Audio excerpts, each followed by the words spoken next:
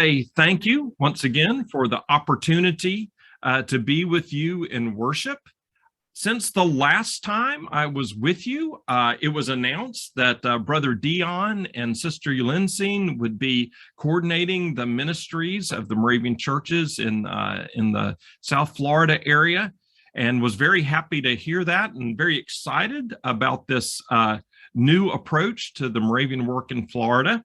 And since then, I actually got to meet them a couple of weeks ago up at Laurel Ridge when they came up for our ministries retreat, and was very excited to meet a couple of fellow Antiguans.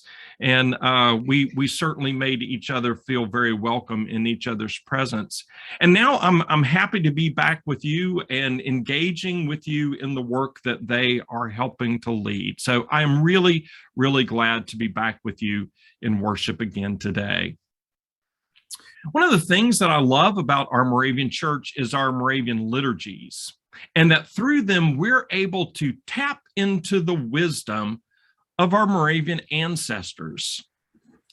They help us to celebrate the faithfulness of God, recognizing the ways that God has been at work throughout the ages. God blesses and has been blessing us with the fruits of the Spirit. The love and joy, peace, patience, kindness, generosity, faithfulness, gentleness, and self-control that we experience has been evident in the lives of our forebears as well, and we share in these things with them. In addition, our liturgies, such as the one that we prayed today, help us realize that we're not the first to experience challenge and difficulties in our lives. Our ancestors experienced those as well, and they've written prayers that help guide us when we experience these challenges. Sometimes we experience these challenges as the result of our own foolishness or short-sighted actions, sometimes. But sometimes we experience these difficulties not because we're doing anything wrong, but simply because life is hard sometimes. Or other times we may experience these difficulties not because our faith is weak, but precisely because our faith is strong. And at times, following Jesus faithfully calls us to do difficult things. We also do well to note that our Moravian liturgical tradition is a living, growing tradition. That liturgy that we pray today is actually an adaptation of several of our liturgies that we wrote for a chapel service at the seminary back in 2011. And as we were preparing for that worship service, we tied together our prayers of intercession with our liturgy for baptism. It was written for a Thanksgiving service, but to me, it seemed to fit so well with our gospel lesson for today, where Jesus takes a prayer request from some of his disciples and bridges this into a teaching about baptism. In addition to being grateful for our liturgies, I'm grateful for our lectionary. The developers of the lectionary tie together readings from the Old and New Testament to help us get a fuller understanding of God's word, often providing new angles to help us study and apply the gospel in our lives. Often these passages complement one another. Today's readings, however, offer a study in contrasts. In Psalm 91, the writer celebrates the defensive and protective powers of God. God is a refuge and a dwelling place, meaning that no evil can come the writer's way.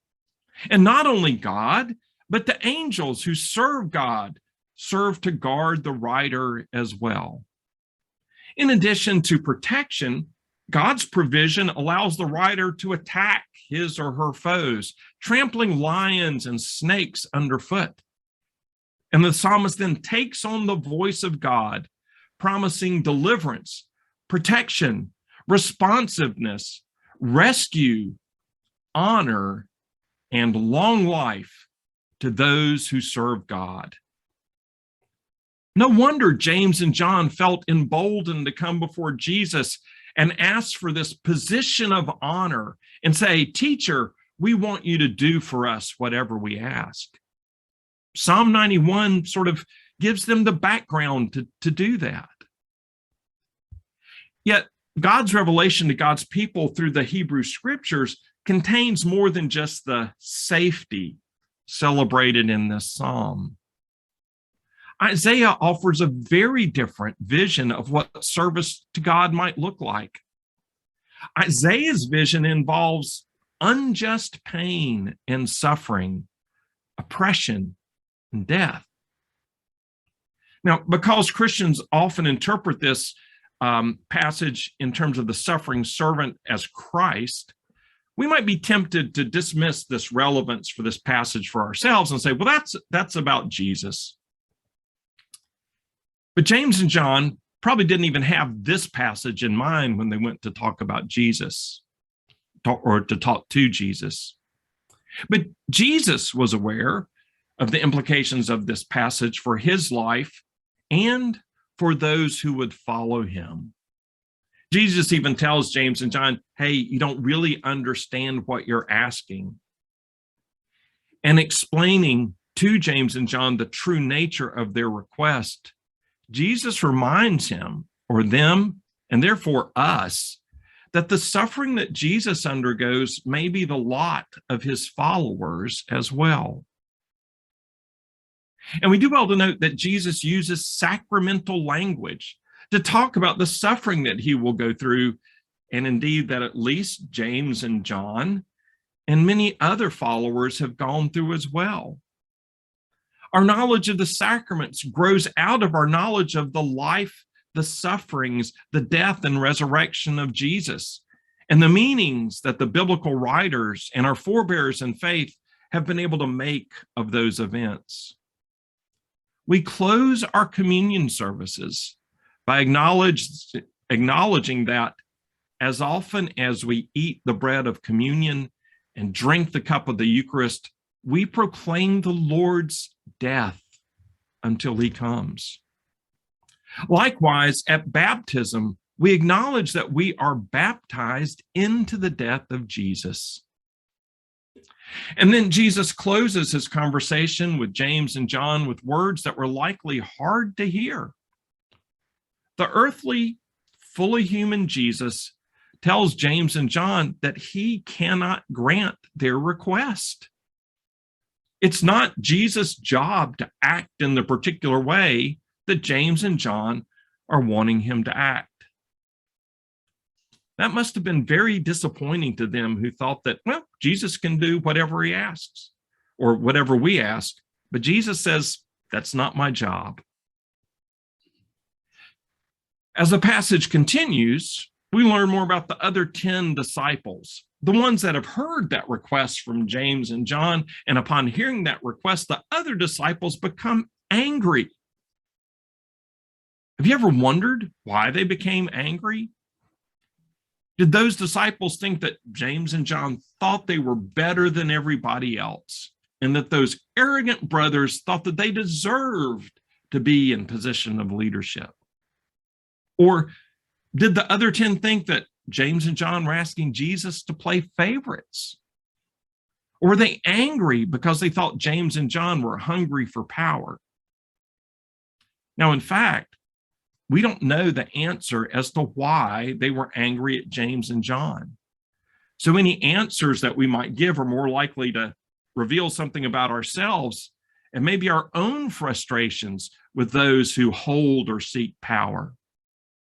But regardless, we do know that the other disciples were angry and that Jesus uses their anger as an opportunity to teach them about the nature of servanthood and the relationship between servanthood and greatness. Jesus points out that much of the world does not understand how God works, and that the world does not understand the good news that Jesus is trying to bring about God.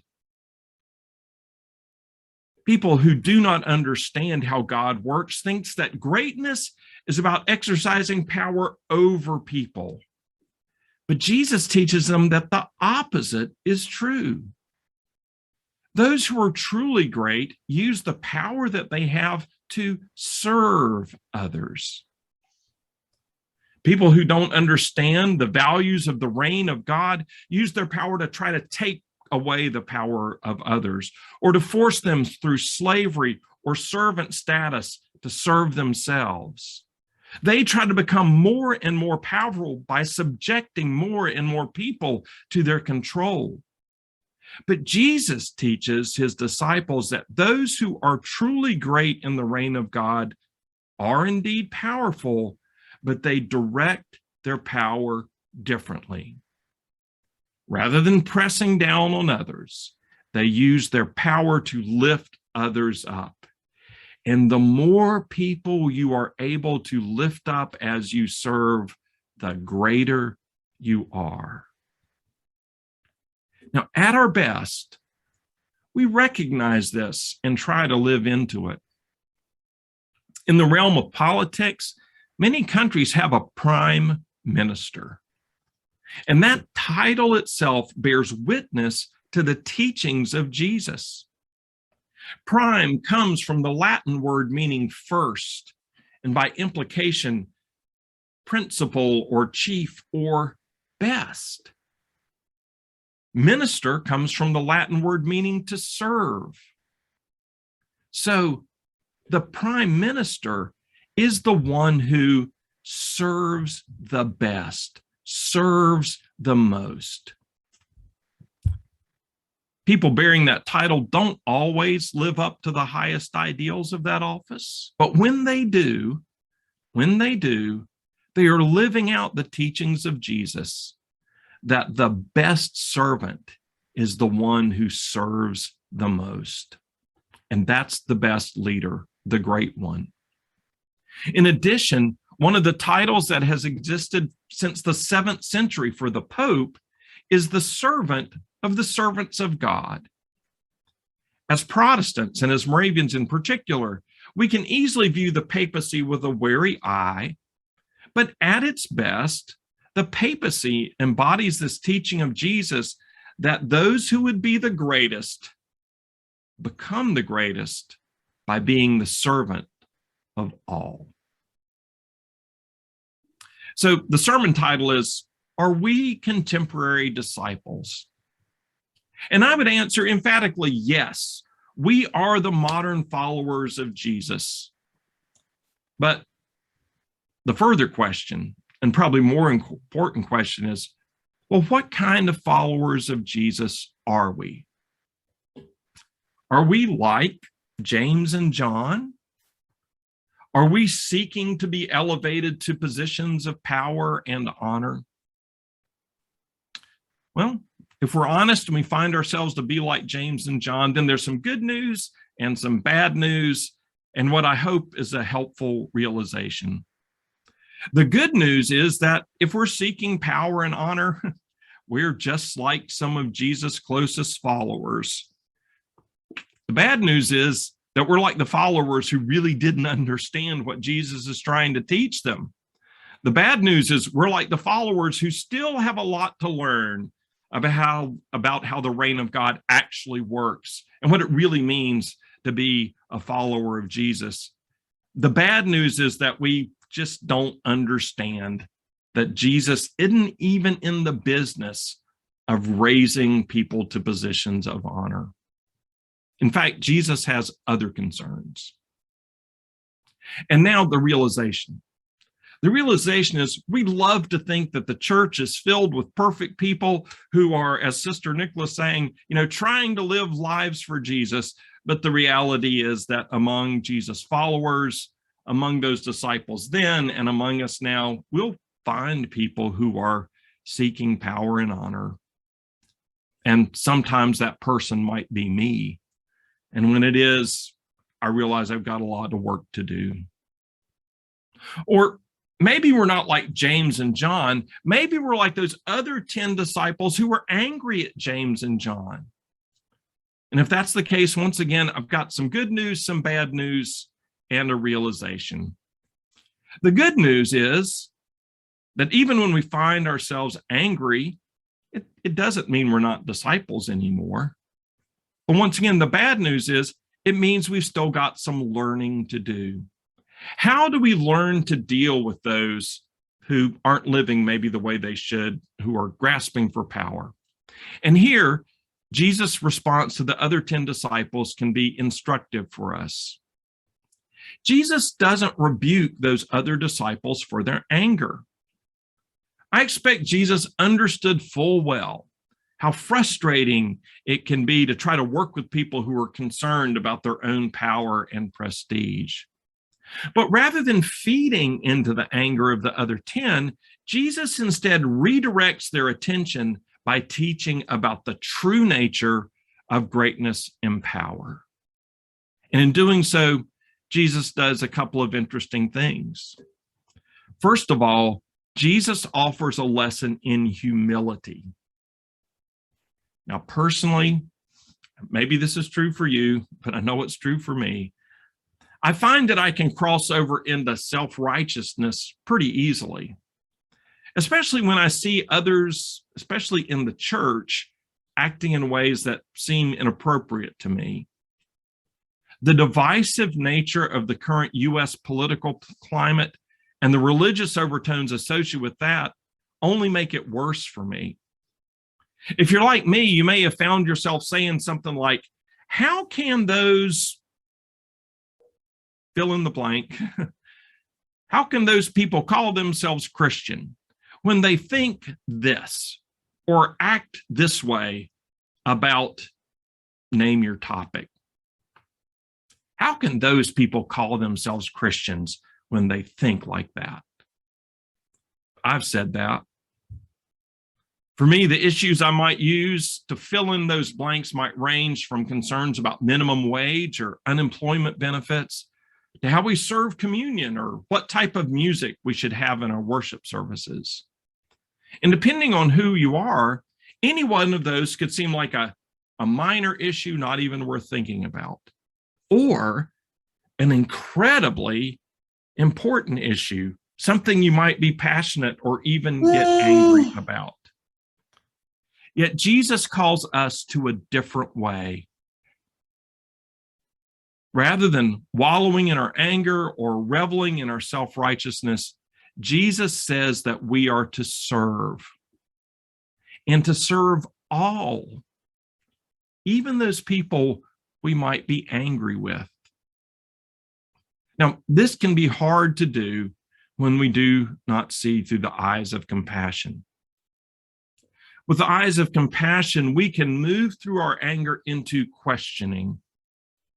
Rather than just being angry at those who are seeking power and status, we might ask, well, why are they seeking status? Why are they grasping for power? Here I find it helpful to remember the saying, hurt people hurt people.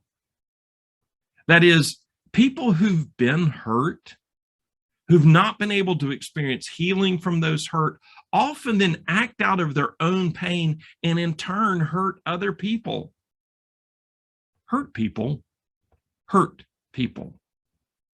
Now, I don't mean by saying this that we can excuse the behaviors of hurting others, and we want to call people to stop that. But recognizing that they too have been hurt and are in need of healing to be able to move on can help us have the compassion to be able to love them and serve them, even when that can be difficult. Secondly, in calling on his disciples to service, even service to all, Jesus is tying together those seemingly contrasting teachings from Isaiah 53 and Psalm 91. Jesus taught that true greatness comes from exercising the power we have to serve others. At various points in the gospel, Jesus makes it clear that the kinds of people that Jesus wants to be serving are the hungry, the thirsty, the stranger, those needing clothing, the sick, and those in prison. He tells us that in Matthew 25. And in Luke 4, Jesus talks about bringing good news to the poor, proclaiming release to captives and recovery of sight to the blind, letting the oppressed go free, and proclaiming the year of the Lord's favor.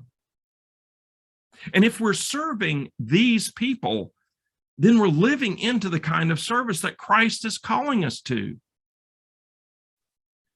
Jesus concluded this teaching in Mark 10 by saying that he came not to be served, but to serve and to give his life. In doing so, he embodied the words of Isaiah 53. Surely he took our pain and bore our suffering. He was pierced for our transgressions and crushed for our iniquities. He bore the sin of many and made intercession for the transgressors. Yet because of this, the Heavenly Father vindicated the life and teachings of Jesus by, also in the words of Isaiah 53, giving him a portion among the great. And because of this servant and saving nature of Jesus, we celebrate him in the words of Psalm 91 as the one who rescues us, who saves us, who gives us refuge. Today, Jesus calls us as his followers to serve others as he served. This is not always easy. It's not always exciting or glamorous, but it is what Jesus did and what he still teaches us to do. The question is, are we as Jesus' contemporary disciples listening and learning? I hope we are, but I don't think that we're the ones really qualified to answer that question. If we were to ask the hungry, the thirsty, the blind, those needing clothing, the sick, the stranger, those who are in prison, those needing the good news, would they say that we're serving them? If the answer is no, then obviously we've got some work to do to live into the discipleship that Jesus is calling us to. If the answer is yes, then we are being the kind of disciples that Jesus is calling us to be. And if the answer is yes, we still have a lot of work to do because our broken and hurting world is filled with the hungry, the thirsty, the blind, those needing clothing, the sick, the stranger, and those in prison. Bring them the good news, serve them, and Jesus says we will be great. Serve them, and they too may bless the Lord for giving them the shelter and refuge and deliverance that we talked about in Psalm 91. But most of all, serve them, because in doing so, we will be the contemporary followers of Jesus that Jesus calls us to be. Amen.